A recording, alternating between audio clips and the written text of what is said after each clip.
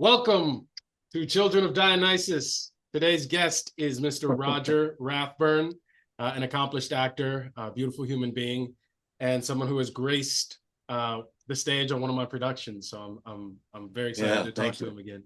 Roger, how have you been, man? Life is really good. Yeah. Yeah. I'm really enjoying my life. I feel really good about it. What's great about it for you? Well, I think, first of all, because I'm happily married now 46 years. Wow. And we have a daughter and a grandchild.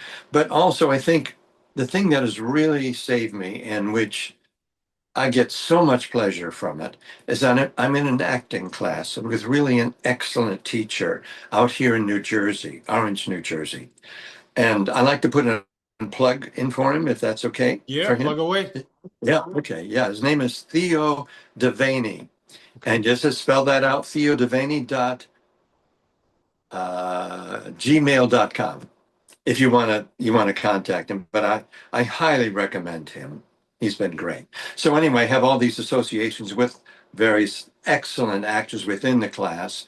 I'm always doing scenes, and I work on them at home, and I have the other characters' lines recorded, and then I play a line, stop it, respond, play the next line, respond, and I keep discovering things while I'm doing it, which is, of course, that artistic satisfaction you get. But anyway, that's the real root of why I'm feeling terrific. Yeah. So you're doing Yeah. what you love. You're married to a woman you Yes. love for a very long time. Yes.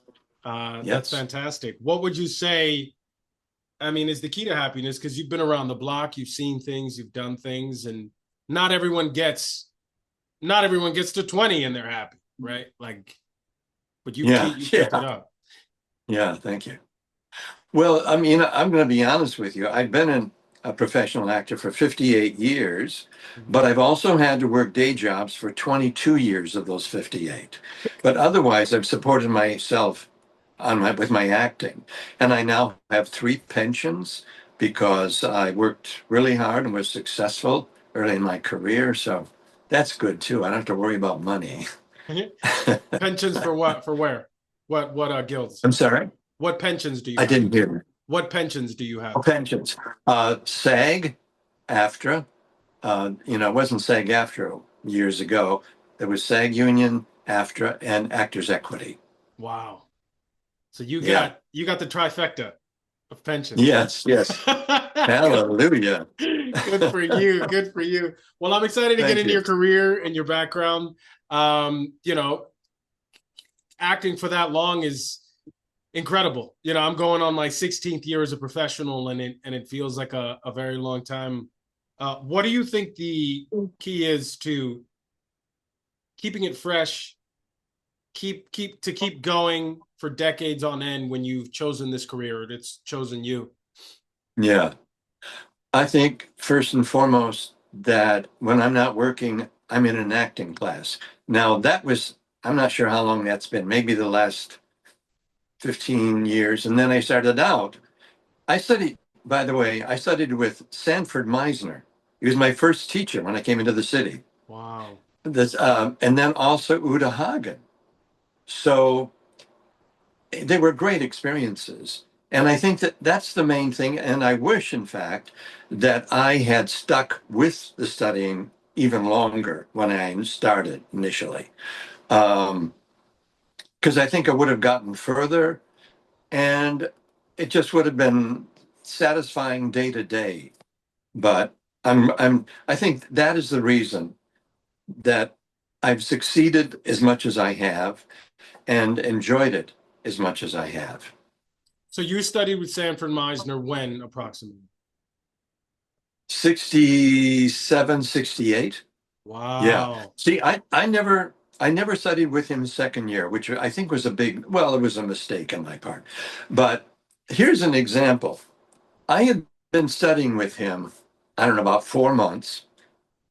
Now, probably maybe 2 or 3 months, and I got a job in Las Vegas playing the juvenile lead in the musical Mame with Susan Hayward. So I left class when I came back, and he had a rule: if you leave class, you don't get back in again. But this is what I did. I edited every class that he taught. I mean, it might have been 12 hours, I don't know, 20 hours of class. I was there all the time.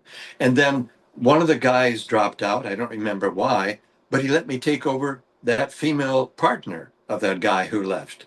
And so I finished out. And then it was the summer after I finished the first year with him. I got a Broadway lead. So I was not available to study. It was too exhausting. Um, but anyway, I'll tell you what I'd like to do is, if you don't mind, I'm going to go back because all of this is what happened afterwards. But there's an incredible story. At least I think it's Go back. incredible. Go ahead. How I got started. Okay, Good. I graduated from a Capital University in Columbus, Ohio, which was a Lutheran school. I was there for 2 years to become a minister. By my senior year, I no longer wanted to be a minister, but I have been taking acting classes and doing leads. Well, it doesn't matter whether leads or not, but doing not Shakespeare, but principally plays, no musicals, just plays. And so I graduated with a theater and speech major. The only job I was offered was a radio job in Toledo, Ohio for 12 hours, which of course I couldn't make a living at. So then I took a job, I don't remember how I got it, teaching school near Newark, Ohio. It was a very poor agricultural area. And just a few miles from where I was renting the apartment, Denison University was there. And Hal Holbrook, for example, was one of the students. And I had heard about his teacher who helped him with the Mark Twain Tonight a monologue, the one-man show. And I thought, I've always wanted to be an actor. Now, not always, but the last couple of years, I'm going to go audition for him and ask him whether he thinks I have it to continue to pursue acting. Right? So I auditioned for him, and I don't remember the words, but he essentially said, forget about it. He made it clear to me that I didn't have the ability or the talent. And I accepted his judgment. So anyway, after that first year teaching in Ohio, I went back to Columbus, Ohio, and began to pursue my master's degree in English and American literature. And one of the ways I supplemented my income beyond the assistantship payments that we got, the young lecturers, teachers, so forth, I had to make more money, and I took a job as essentially a male nurse for a man with multiple sclerosis. He was paralyzed from the underarms down, and I took care of him, I think, for about 2 years. And a summer between my between my first year of teaching and my second year, he was invited to a wedding in the East, and was a high society wedding. I think it was near Syracuse or Albany or somewhere. So we drove Columbus, we went there, and it was a big gathering of Navy, a number of admirals, and there were multiple millionaires. Today they'd probably be billionaires. And Eugene Carson Blake was the minister for the ceremony. Eugene Carson Blake at that time was president of the National Council of Churches, and a few years later was the president of the National Council of Teachers, and he was a major force in the civil rights movement in the South. So anyway, after the ceremony, there was that period in between the ceremony and sitting down to dinner. And in between, we were all standing around having drinks and hors d'oeuvres. There was an accordionist there. And I walked up to him and I said, how do you do this kind of thing? Because, I had given up being an actor. Well, maybe I could sing at parties, right? So I said, how do you do that? He said, you just do it. And he said, why? What do you do? And I said, I'm a singer. He said, you want to sing? I said, oh, yeah. So I had at least one drink at that time, and I think I had a second. I went into the car that we drove from the Columbus, and I vocalized. And then I came back. By the time I had gotten back into this building, a combination of a church and ballroom type situation, they were beginning to sit. And it's important to explain the seating arrangement. My boss was on the end of the table in a wheelchair. I was to his right, and across from me was this beautiful young woman. And so we're seated there, and the accordionist comes up to me between me and my boss, and he said, "Are you ready?" I said, "Yeah." And my boss said, "Ready for what?" I said, "I'm going to sing." And he said, "Oh, no, you're not." He was adamant about it. He didn't know I could sing.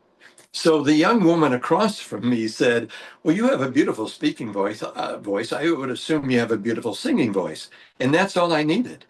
I stood up, dedicated the song to the bride and groom, and I sang "I Could Have Danced All Night," which is a woman's song from My Fair Lady. So I sang the song, I sat down, and they would not stop applauding. So I got up and I sang Old Man River. Now, I got the right gender, right? But Yeah. it's a black man who's singing from Showboat. Okay. So I got up and I sang the song. I sat down, and once again, they would not stop applauding. So I got up and I said, "Well, thank you very much, but those are the only two songs I know."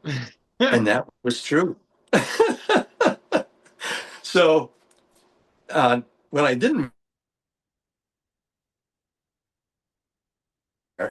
and my boss's wife, her name was Elizabeth Pike, and she was a vice president of Compton Advertising at that time. Her product that she put on the market was Tide detergent. I mean, that's what I had heard from everybody there that knew her. Hmm.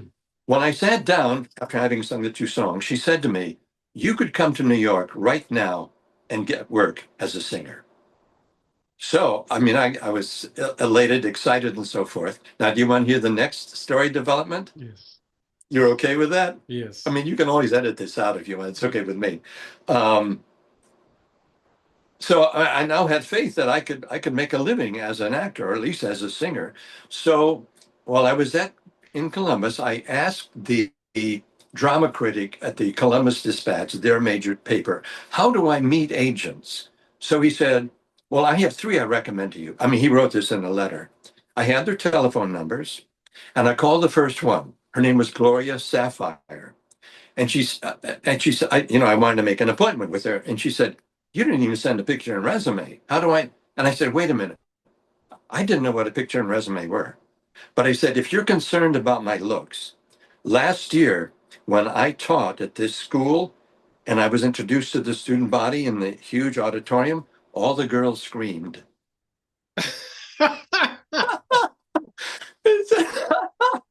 That really happened too. So she said, uh, "Okay, come to New York and we'll meet you." She didn't see her; she would represent me. So I used her to meet Monty Silver and the third agent. I don't remember Monty Silver. Yeah. Anyway, so I got to New York and I called her, and I had promised her that I'd sing for her, right? I called her and I said, "This is so incredible. It's not something I could ever have the nerve to do now." I said, "I can't find an accompanist. Would you mind if I blew on a pitch pipe and sang a cappella?" It's so incredible.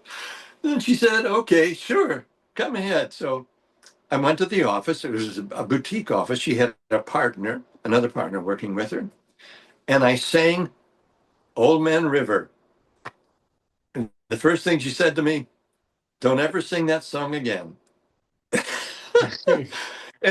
And then she said, "Put some bucks in your jeans and come to New York and we'll represent you," which I did eventually. Now, may I tell you one more final story? They're all related. Okay. So I decided to come to New York, and this was probably the summer between, oh, I don't really remember, but I came to New York. I took with me my girlfriend's sister. We stayed at an apartment of a young man, and this is how tough the business, as you know, can be.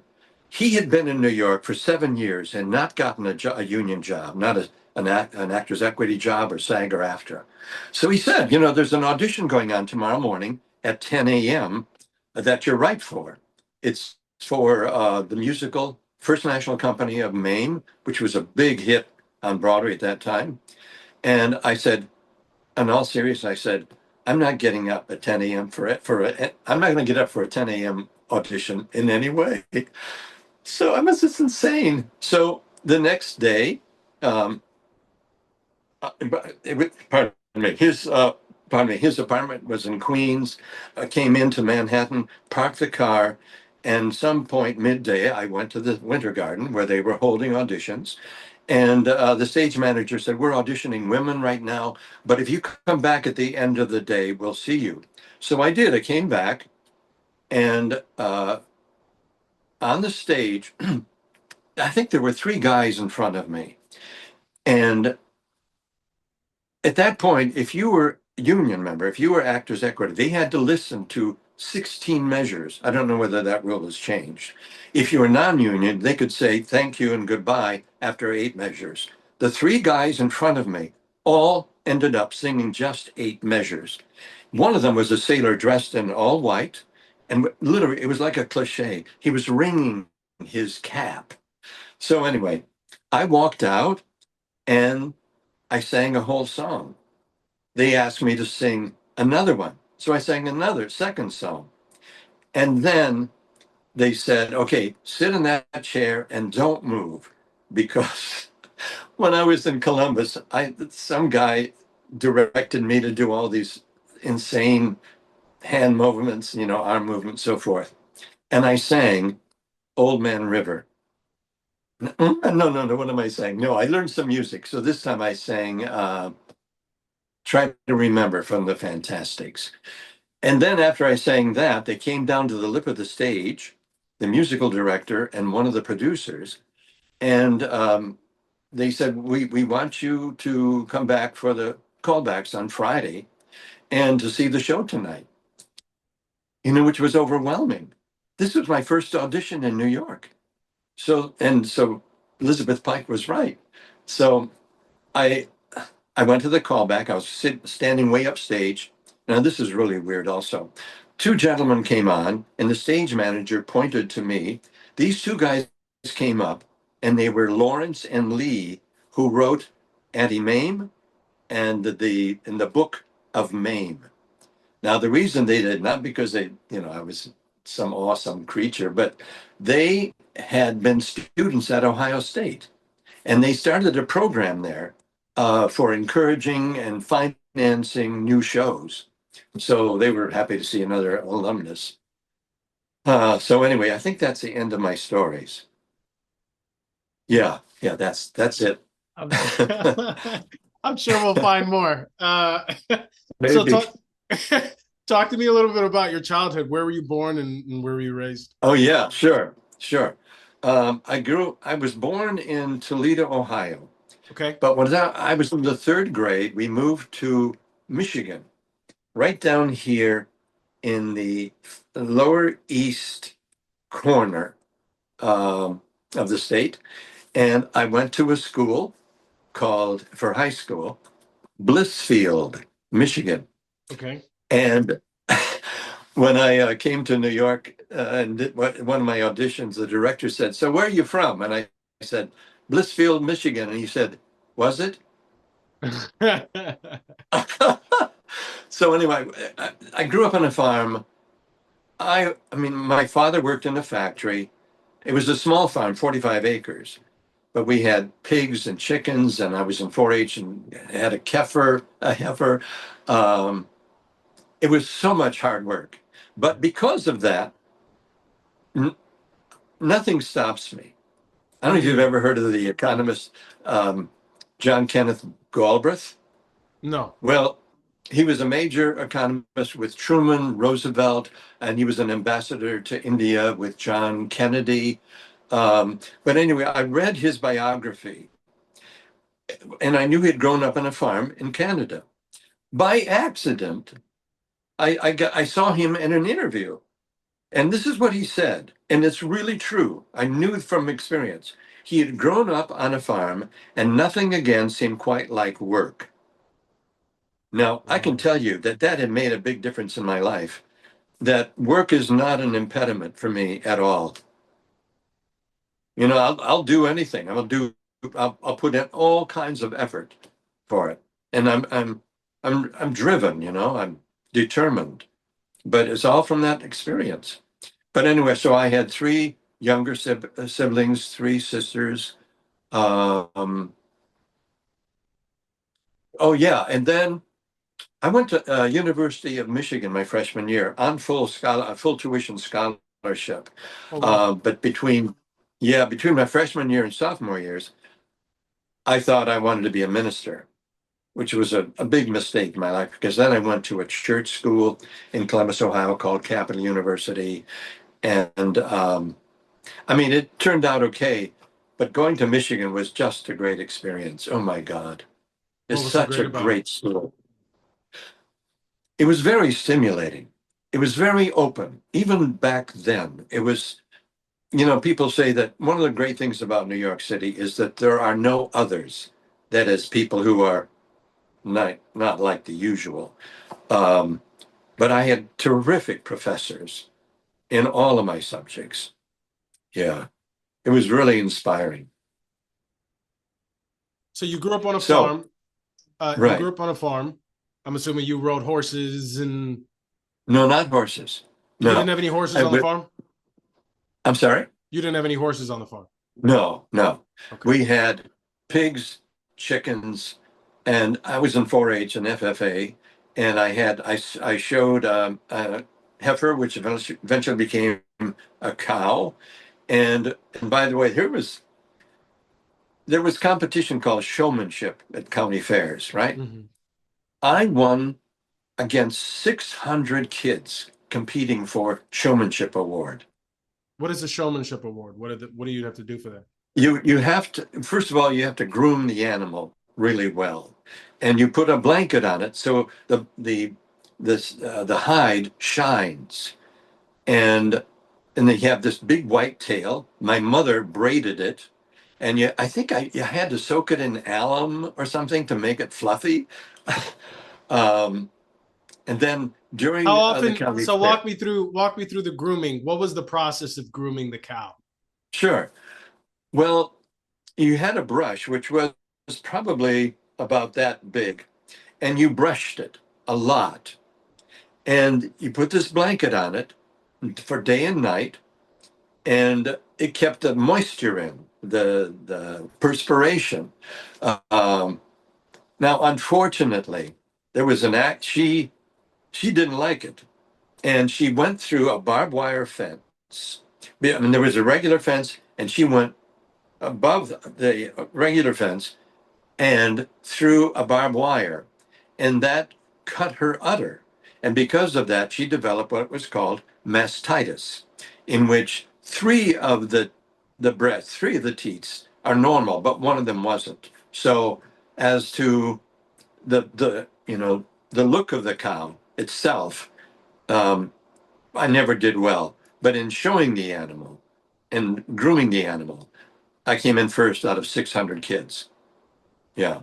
What I mean, inspired there's, you? Sorry, go ahead. Go ahead. yeah. So what happens is you walk backwards and you're holding the animal in your left hand, the halter strap, and if the animal's well trained, it won't go anywhere. It'll stay right with you. And when you stop, it'll put its feet exactly where they're supposed to be. The two front ones side by side, and in the back, one slightly in the rear of the other.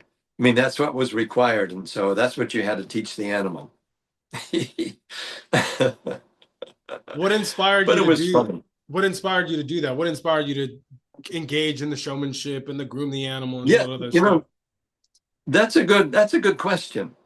And I don't know the answer, but one of the times when I was considering not, leaving acting because it is quite challenging, I read a book called "What Color Is Your Parachute?" If anybody out there has any qualms about whether they should continue in a profession or change it or whatever, get that book.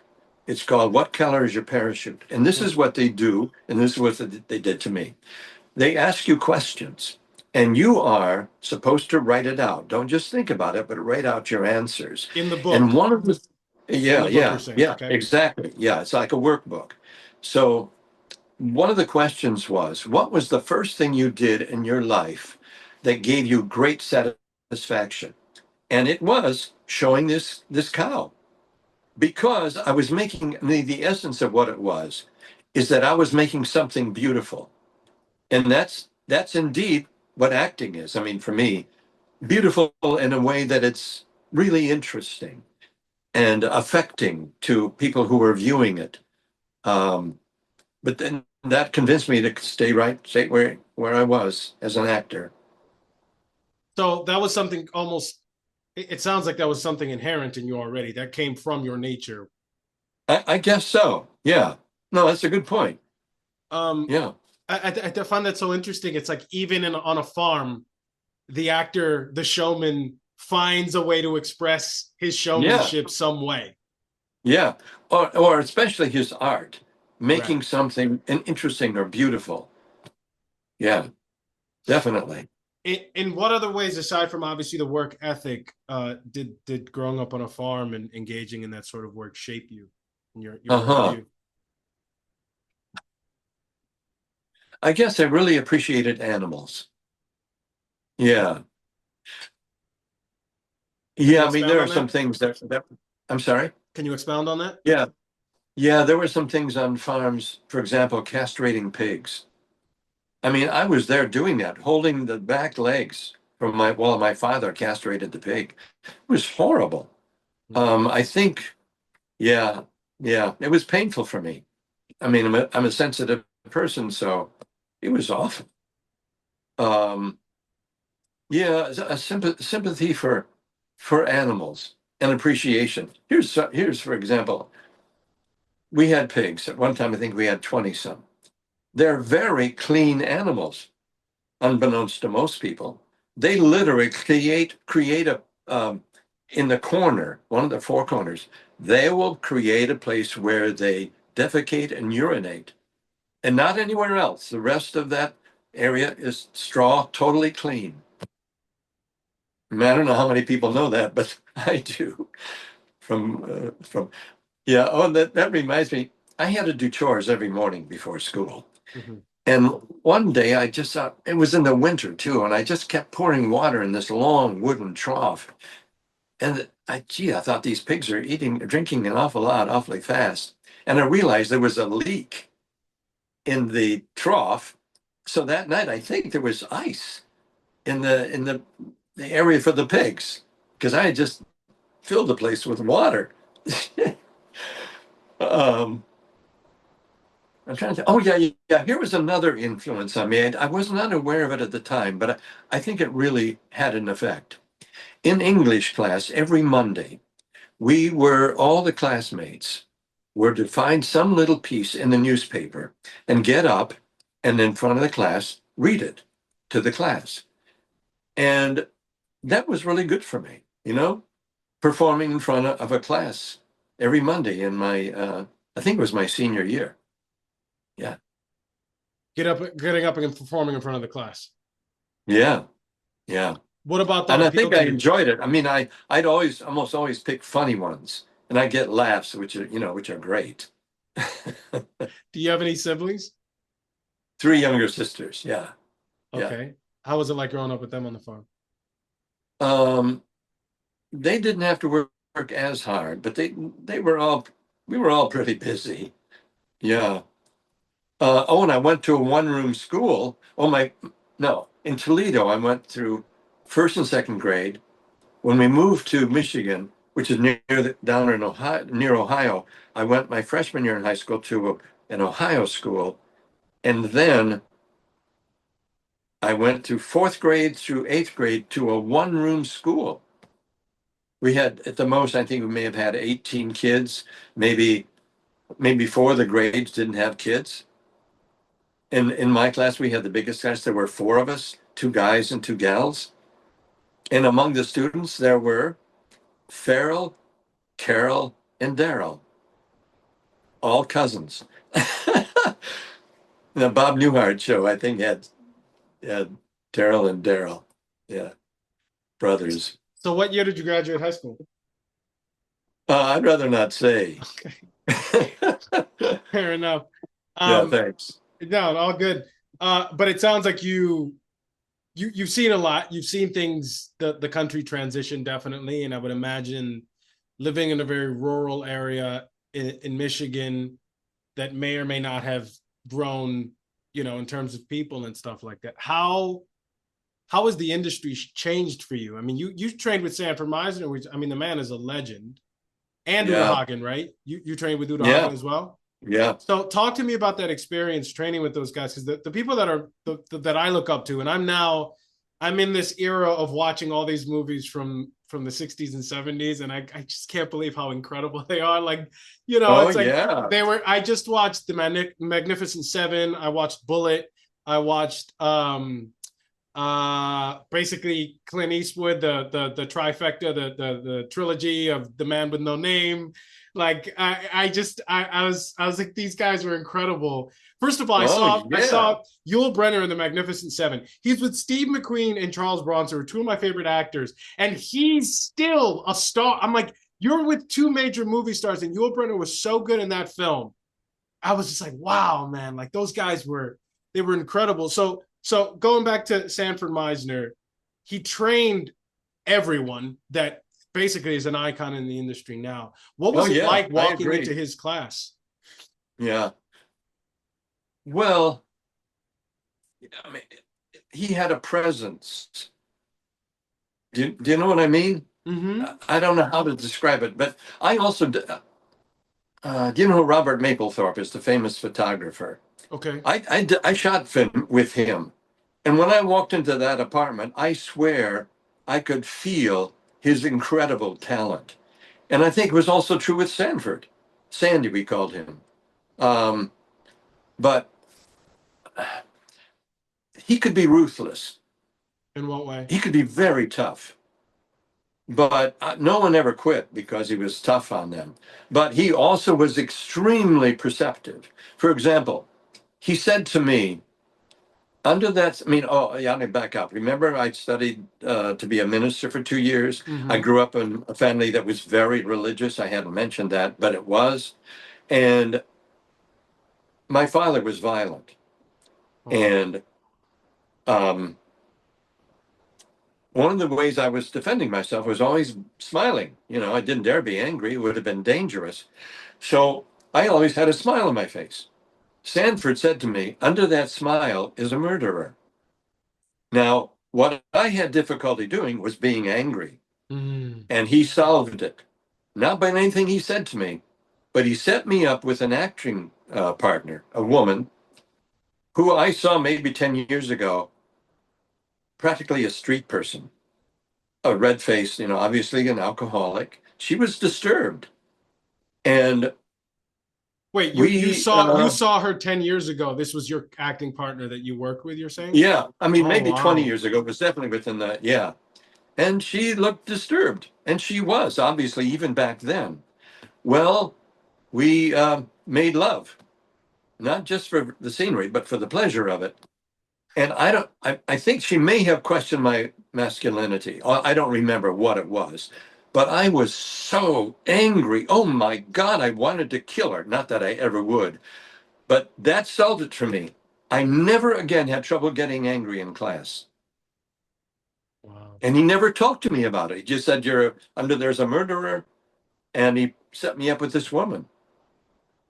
I don't Do think, you, it was no accident that he did that. yeah, do you think he sensed maybe she could bring that out in you? Oh, yeah, no question. I mean, he's such a perceptive, intuitive person that he could see that, in my opinion. That was true for him. Yeah, yeah. Yeah, he could be, I don't, I mean, he was obviously really brilliant in his exercises, with a repetition exercise, and then you're doing a project of some kind while you're still trying to maintain this word repetition thing. It's brilliant, and it is taught in so many theater schools. And Strasberg, I don't know, I shouldn't even say this because, I mean, maybe his courses are taught as well, too. I don't know, but Sanford's study is universal. And also Uda's was. Now, I only got to study for 6 months with her because I had to go back to a day job, which was really disappointing, but I had to support myself.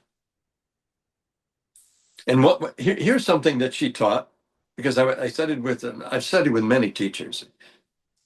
Um, I was in the scene, and she said to me, when you came into this place, you'd never been here before, right? I said, no. She said, what do people do when they go into a room or anywhere where they've never been, let's say some building?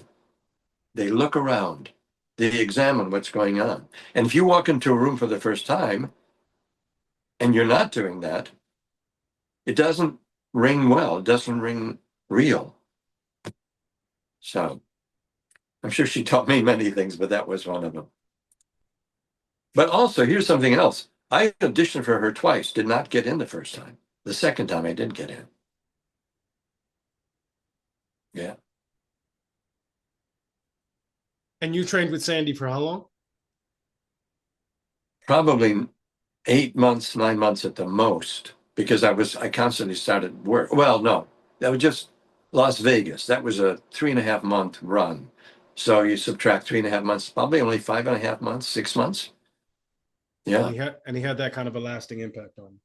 I think so. Yeah. But I should have gone back for the second year. I never did. Yeah. It's one of my mistakes. Yeah. When was your first Broadway show? This is amazing too. 3 years after I had my first audition there, I was called in to audition for Buster Davis, who was the musical director for a new show coming to Broadway, No No Nanette. My agent at that time was Martin Gage, and I went into a rehearsal room, Noel Studios, I think. I sang for him, for Buster Davis, while he played the piano, left, and after a few minutes, my agent came out and he said to me, if so-and-so doesn't take this job, you got it. And whoever he was didn't take it. So I got my first Broadway show when I won't say the birthday, but um, a little over, no, I think almost exactly 3 years from the time I came in for the first time to the city. Yeah. And here's another interesting story if you want to hear it. I mean, Yeah. it's really scary. Do you mind? Yeah, It's okay? All right. I had a stammer largely because of where I grew up or how my father treated me. And a stutter is like this, daddy. A stammer is daddy. You can't get it out. Well, I had that problem. And for No No Nanette. And the tension because of it was just horrible. When we opened in Boston, I called aside the two producers, the musical director, the director, and the choreographer. And I told them about my problem. And I said, I have to use well at the beginning of so many sentences. It's kind of an apologetic word. And the director writer said, you can put well on the front of every sentence, and that's fine. So I stuck it out. Then we got to Toronto. Now, the biggest fear I've not told many people this, and it's all right. So, the biggest fear for a stammerer is that he can't get it out at all. When we got to Toronto, that happened. I walked out onto the set, and the line was, I got the tickets for Atlantic City. I was playing an attorney, a young attorney. The major attorney was supposed to put his hand over my mouth to stop me from saying it. He put his hand over my mouth. Fortunately, it kind of, covered up the problem. We got off the set and he said to me, what happened out there? And I started crying. I told him, and I explained to him. So that night, I wrote letters to all these 5 people. And the next morning at 7 a.m., I flew out of Toronto back to New York because I couldn't take it anymore.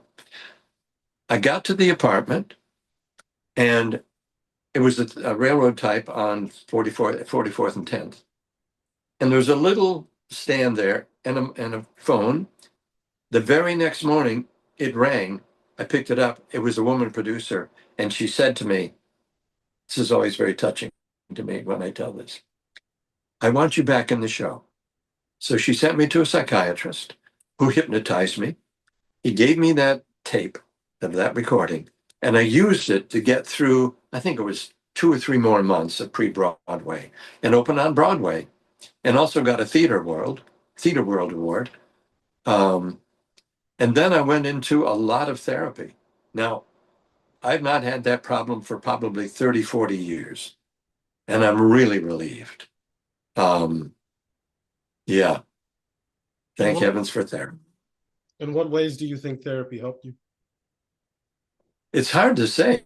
I mean, it's a matter of gaining strength, of just feeling really good about yourself.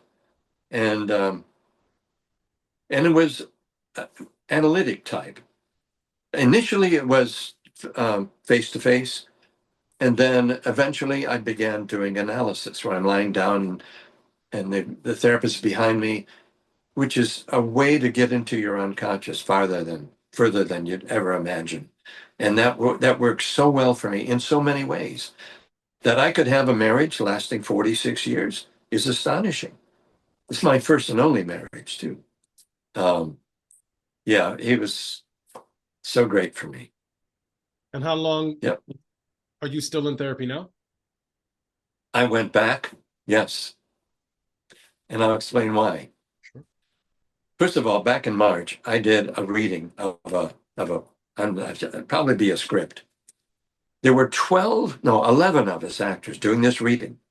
All of us had performed on Broadway.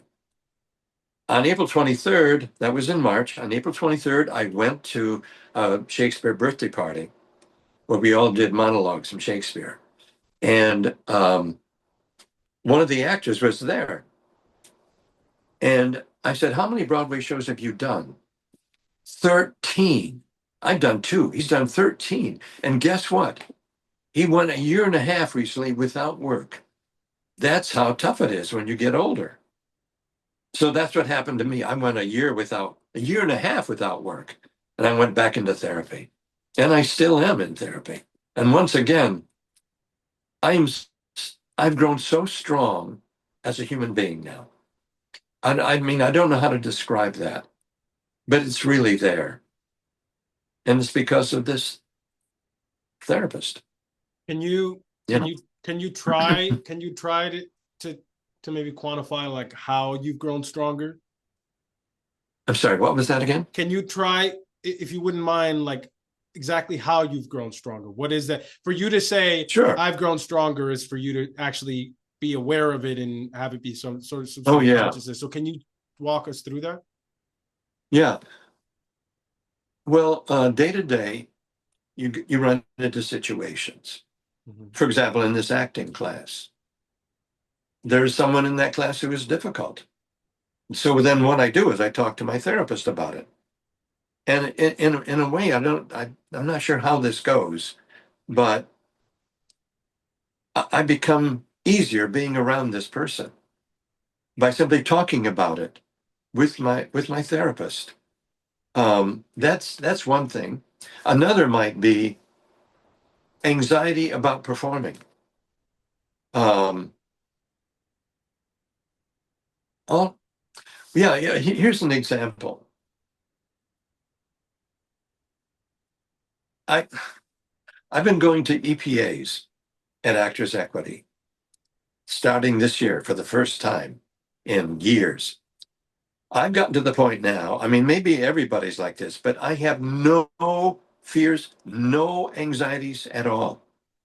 When I walk into an audition now, it is pleasure for me because I get to perform and give people pleasure, hopefully. Mm. But I have no anxiety. And when I do film auditions, I got great equipment. Um, I don't have any anxiety there either. I work with my teacher, plays the other characters. It's day to day things that happen to you. You bring it into the room with the therapist. You work it out, and little by little, all things that used to bother you don't bother you anymore. You just become stronger, and you can feel it. And I think when I'm around people who are really self-possessed, it's really apparent. one of my teacher, acting teacher, directed the zoo story in Ocean Grove about a month ago. And I met one of the actresses. Um, I met her husband, who was really very self-possessed. I knew you could, maybe I shouldn't be going on about this, but he was so cool and comfortable. And yeah, it just happens. And it's been wonderful for me. which wasn't You the know, case. and Go ahead. everything. I'm sorry. No, go ahead. And- yeah, and it helps in my relationship with my wife, you know? Yeah. And with friends. Yeah, yeah, it's tough when a parent, or especially your father as a man, is difficult. Like, Well, he was troubled. yeah, And in my life was far better than his. really. Horror stories about how he was treated. Yeah. Yeah. You know, and I've forgiven him long ago. And I know he was a very unhappy man. He really suffered. Um, yeah, it was too bad. Yeah. What led you to forgive this? Was that time? Was that the therapy? Was it a combination of things? Yeah, all of that. And just identifying how much he must have suffered Hmm. from his own childhood. He ran away from home. He went out to California, left the farm that he grew up on a farm also. Um, yeah, he couldn't take it anymore. And I ran away in a way. I came to New York. Right. That's interesting how these things generationally end up repeating themselves until, Yeah, yeah. Although, my treatment of my daughter was so different, yeah. genuinely loving and supportive. And yeah, Well, you've seen the other end of it. yeah, Well, yeah, that's interesting that you had to go through these adverse experiences, and it still somehow didn't crush you completely, because you still followed the yeah, thing that seemed innate to you. So, yeah. what do you think it Well, was? Go ahead. I think, I think largely this determination that I have is genetic because our daughter is the same way. Mm, Um, she went to Johns Hopkins to become a nurse, which is considered the top school in the country. right. Before she went there, because she graduated from RISD, which is an art school, she had to take all these chemical and biological courses. And in one of her biology classes, she told us on the phone while she was down there, I mean, in taking classes in New York, um, she said that this professor seemed to get annoyed with her every time she spoke. And I said, it's possible that he was intimidated by you because I taught school and I had students who were brighter than I was, who wrote better than I did. You know, it happens. So so anyway, she then, after those classes, she applied to Johns Hopkins. And she asked this professor to give her a recommendation. And his recommendation for her to get into Johns Hopkins, she was the best student he had ever taught because she has that kind of drive. And now she has a business in Sweden, which is really, she's doubled the size of it in 5 years. Um, a lot of it's really innate, a drive. Yeah, I think it's biological. Right. Um, there's an old saying that the hero and the villain are the same they have the same wound. They just respond to the wound differently, right? So Yeah, the hero gets hurt, someone imposes their will upon the hero, and the hero says, I'm gonna get strong and make sure this never happens to anyone else. yeah, The same thing happens to the villain, but the villain says, I'm gonna get them before they get me. But essentially yeah, they have the same wound, right? Sort of like the Batman and yeah, Joker thing. yeah, I believe that. Yeah. So my question is to you is, what was it about? I know that you said drive, but you could have chosen to follow the same cycle and been abusive, but you chose instead to say, this isn't for me. But it sounds to me Yeah. like there had been a choice to not do that up until you. So what do you think it was about you generally where you made that choice? Was this a conscious thing? Was it something you just did you have some sort of a wisdom? Were you exposed to someone else who maybe did treat you with the kindness and respect and positive regard that you needed? Well, I think knowing how awful it was for me as a child, because he did the best he could. I mean, Sure. I have no doubt about that. But I certainly didn't want to treat my own child that way. But before she was born, though, I had considerable therapy. So I was really comfortable with myself and I didn't need to take it out on anyone. And I Mm. really loved my daughter. Also, here's something unusual, at least to the agents I worked with. I took off at least a month, maybe 2 months before the child was due and would not accept any jobs. In fact, I told my agents I'm not going to audition for anything that would book during the potential birth of our child. And then when I did see her born, which just such an incredible experience. She had jaundice, so we had to leave her at the hospital and go home. And when I walked out of the theater, I thought, I've done two leads on Broadway, which were an incredible experience. Having a child is 10 times more powerful. It is so incredible. I feel so blessed to have had a child. Yeah. Fantastic. Yeah, So it was. Yeah. you've done television, you've done Broadway, you've done commercials and stuff, right? Yeah. Film. What was your best experience as an actor? No question.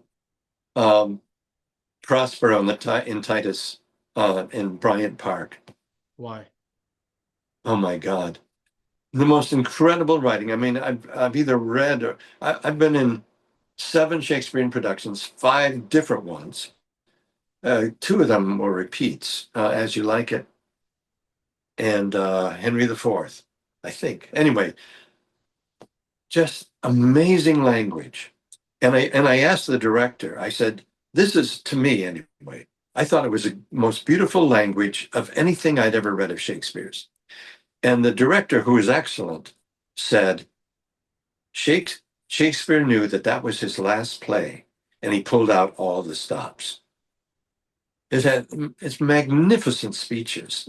And I had really, there's no way to explain the experience that I had on the stage. It was just astonishing. I have a friend who speaks of doing Shakespeare is like being very close to the divine. Yeah, it was wonderful every night. Yeah. Great. What's some advice you have for actors that are just starting out, that are looking No to pursue question. this? No question to get into class. That's it. I wish I had gotten into class and stayed in class. I wish I had gone back to Sandy for the second year. I wish I hadn't had to go off to, do a day job while I was studying with Uta Hagen. After 6 months, I had to leave because it makes all the difference. Not only do you become better, but you have this great artistic satisfaction. And especially with the great, doing Miller and Tennessee Williams and Shakespeare, Inge, yeah, it's not to be missed. And yeah, I think it's the best thing you could possibly do. And also, if you have any difficulties, get some help. And by the way, I'll tell you of a place where it is virtually free, and that's NYU School of something like Postgraduate School of Analysis or something like that. All of the people there who take on students, new patients, they've all gotten PhDs, and then they go back for analysis, and they need patients to practice with, and they take people of all financial means, and They only charge you what you're able to afford. That's NYU, Postgraduate School of Psychology. Yeah, those two things. So that whatever you're going to do, you can enjoy it so much more the more together you get, the more you just enjoy your life more. Yeah. And in terms of enjoying your life, what do you mean by that? Right? Because if somebody's committed to the craft, I think this is definitely a trap that's happened to me. Is I've been almost myopic about the pursuit of it. And it is in some senses blinded me and also made me retarded me in other realms. You know what I mean? Yeah, Interpersonally. And so I've had sure. to sort of pull myself out of that. So how do you suggest, or what things have worked for you in order for you to be like, okay, yeah, I am a working actor. I am doing this. I am pursuing this. And also I need to keep these other things in perspective as well, because I am living a life as Yeah, a human being. yeah. And you want someone in your life whom you love and who loves you. You know, that's really important to enjoy your life. Someone, your significant other, and working on your head, working with a therapist helps you with all of those things. But most of all, if you want to be a really good actor, continue to study. And I'm having a wonderful time getting better. I mean, I just did an audition recently. I think it's the best thing I've ever done. If I saw somebody do that, I would think, wow, that person's really good. But I don't audition well. I got to admit that. Yeah. I don't know what it is, but yeah, yeah, I don't know. I'm a better actor than I audition, which is not uncommon. Joanna Merlin, who used to do the casting for Hal Prince, um, has a book out. I've forgotten what the name of it is, but she mentions, I'm pretty sure, about Brando, for example. He auditioned for somebody, and the writer or the director said to Joanna Merlin, "Why haven't I seen him before?" And she said, "You have seen him before. Only he just he didn't audition well, but now he is auditioning well," or something to that effect. And I think it might have been Tennessee Williams for what was it? What was the big hit he did on Broadway? I Streetcar can't Named think of it. Desire. Yeah, that's right. He went up. I'm Brando. Oh yes, also he he took forever to get up there because he ended up hitchhiking because he didn't have the money to for a plane or a train or a bus. Um, he hitchhiked. It's a great story. He Yeah. hitchhiked what, to get up to New York? No, no, to get from his apartment in New York up to Tennessee Williams, who was, not sure where he was, Cape Cod, maybe, I don't know, Martha's Vineyard, one of those New England cities. I Yeah. didn't know that. To audition for Yeah. Streetcar Named Desire. Yeah. Yeah.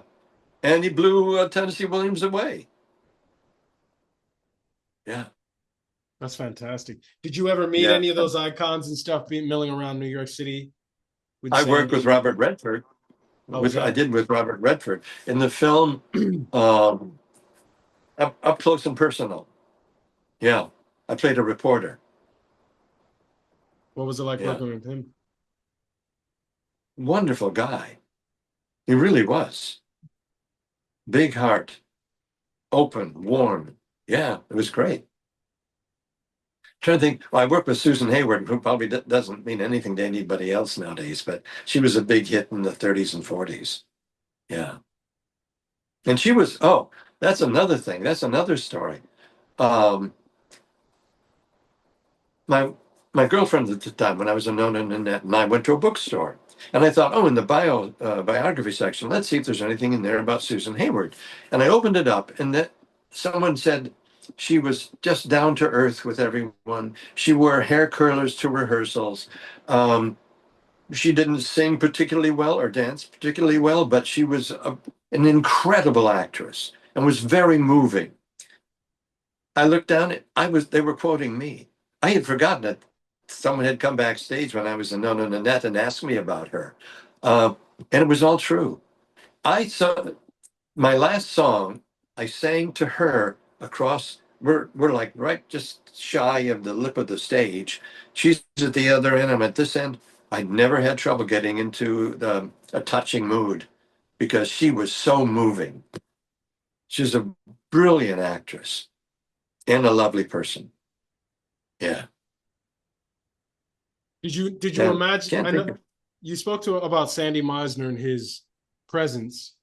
Did yeah. you imagine when you were working with these people? I mean, when you're talking about working with these people, these are some of the icons of the industry now. Robert Redford, Yeah. obviously, rest in peace. He just passed away. He just died. Yeah. Um, Yeah.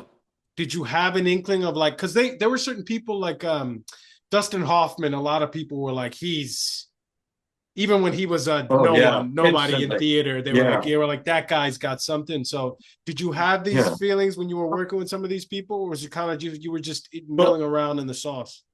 Well, remember my story about the guy who hadn't shown up for the acting for Sandy's acting class, so he Yeah. let me take over. Well, the woman was Susan Blakely. Do you recognize the name? Maybe you don't. She did very well in the film Okay. and TV. Yeah. Um, see, I can't remember any other. But here's something else I haven't mentioned. I performed on Letterman 22 times. That's right. I performed with uh, Conan O'Brien, 5. And don't miss this, Conan gets shot. Go to YouTube and type in Conan gets shot. It is so wonderful. I was in that. I don't want to say what happens, but it is very funny, brilliantly written. And when I got the script, I said to whoever the writer was, I said, "This is great." And he said, "No, you never know until you put it before an audience." Well, when you watch it, the audience goes insane. I mean, it is so funny. Oh my God. But for example, working with David, I didn't think much of it while I was doing it. It's only afterwards, and I think, oh my God. Essentially, that's the thing I'm most proud of. One would think, I mean, the thing I most got the greatest pleasure from was, as I said, Prospero in The Tempest. But working with David on one side and Paul Schaefer on the other, Paul Schaefer and his band play for all the Rock and Roll Hall of Fame um, shows. Yeah. But yeah, and also that was great fun. But I got to tell you, that's the most anxious I've ever been as an actor, performing on Letterman's show, even though the scripts there in big cards. Yeah, I think because of him, he was always my favorite talk show host. Yeah. How'd you get that gig? Oh, yeah, yeah. I was called in to play. Well, I'll describe it to you. David, it's always after a commercial. David said, "No, remember the wardrobe malfunction of Janice Jackson, Janet Jackson. right?" Yeah. Yeah. Is it Janet? Janet. Yeah. Yeah. So David turns to the camera and said, "Well, we've all been wondering what happened that for that wardrobe malfunction, and well, we have a CBS executive here to explain because I had auditioned for this. I think I'm not sure, but I think I did. So I came out onto the stage and it was full length, and so I went something like this. Well, first of all, we want to apologize to all of you. We were not expecting that to happen. In fact, we could not understand how it could have happened because we had innumerable rehearsals. I can only say it will never happen again, at which point my pants fell down. Right. I love it. Yeah. So, and then I'm not, they chose me for 7-Eleven for some reason. I did 13 of them as the president and CEO of 7-Eleven. Jim Keyes, who was a real person. He had Mm. been president CEO of 7-Eleven. Um, and then I played presidents and CEOs of all kinds of companies like Sony, Home Depot. Oh, here's another one. Um, do you remember when one of the cruise ships ran aground and they had days without fresh food, so The forth? Italian one, Well, I'm sorry? the Italian one that almost capsized.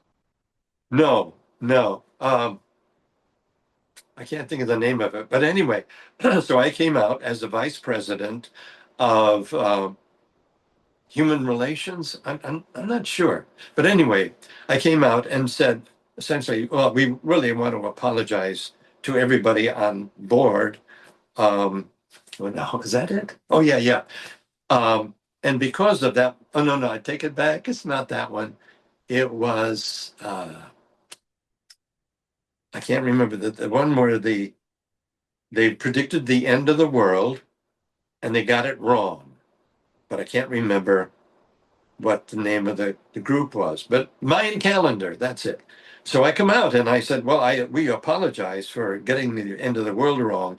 And to make up for that, we are willing to pay to reimburse anyone who bought a calendar within the last 1,200 years.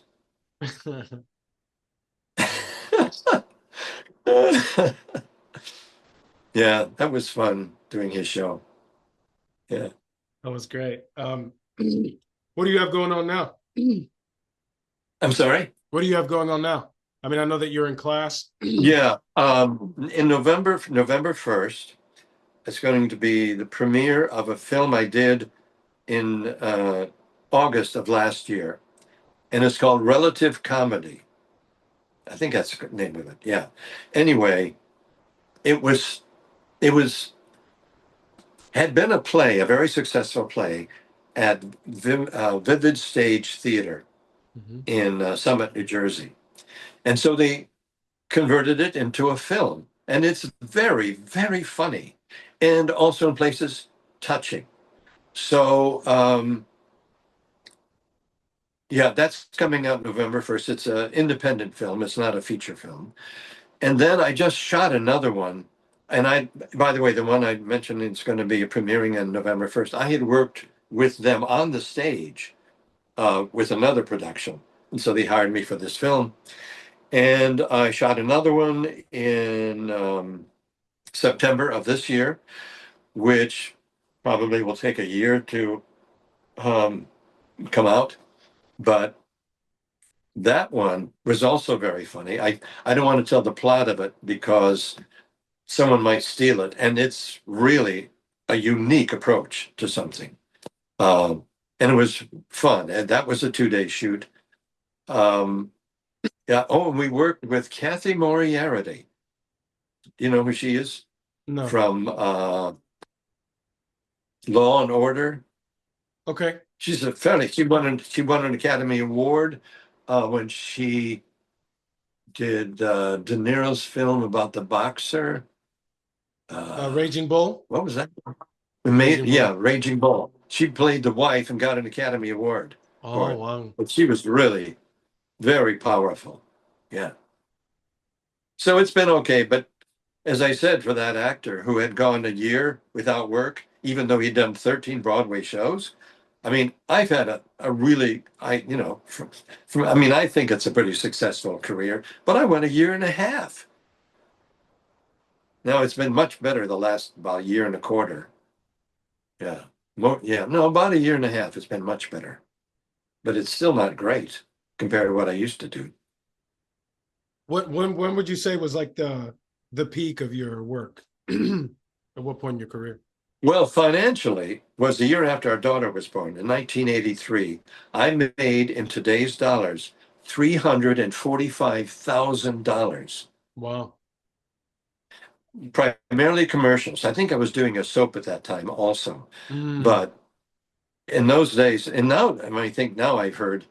I mean, I can't remember the last time I've done a commercial.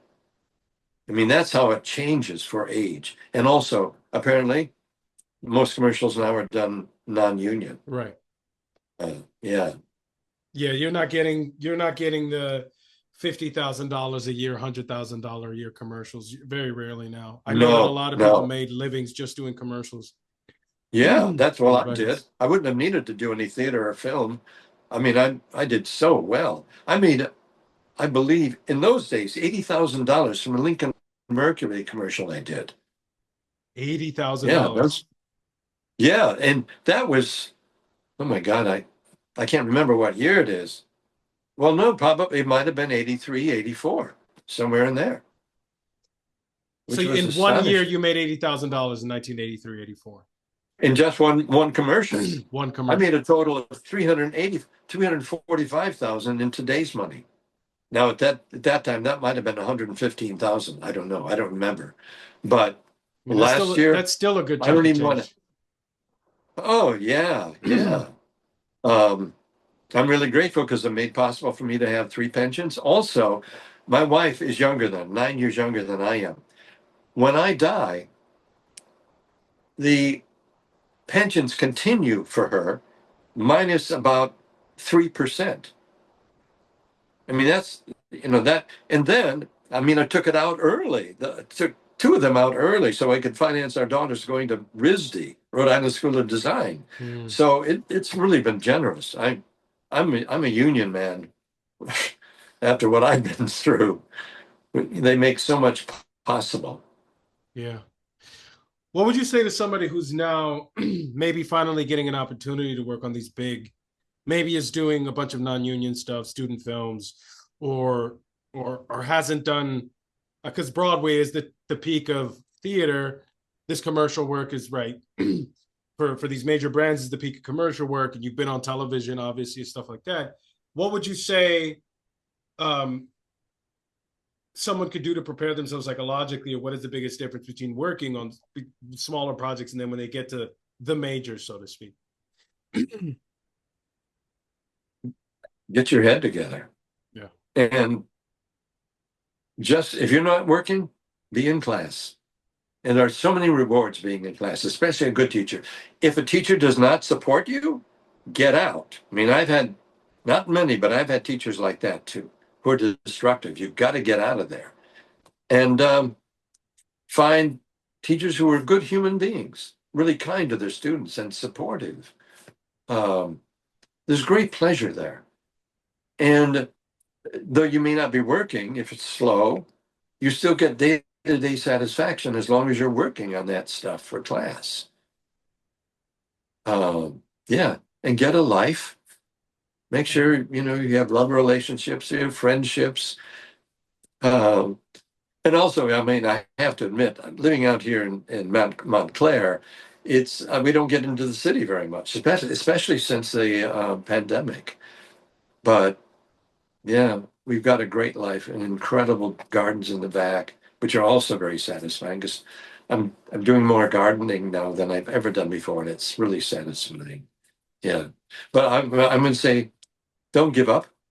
Um, yeah, don't give up. I mean, that it was okay for me. Maybe it's not for you, but yeah, when you're in class, not only do you get better, but you have day-to-day satisfaction. You have associations. You have socializing there, which is really important to your health. Um, yeah, life is good. Fantastic. Roger Rathburn, thank you so much for your time. Thank Yeah. you for your By the wisdom. way, I also really love working with you. Thank you. That was great. Yeah. I appreciate Amen. it. Roger played Yeah. the King of France in my Henry V production a Yeah. couple years back. Yeah. So, all Yeah. right. And Well, the Archbishop. and the Archbishop. He Yeah. did. Fantastic. Roger, thank you so Character much. acting. Yeah, you're welcome. It was a pleasure. I loved it. Pleasure. Thank All you. right. Talk soon. Bye. Bye bye, man.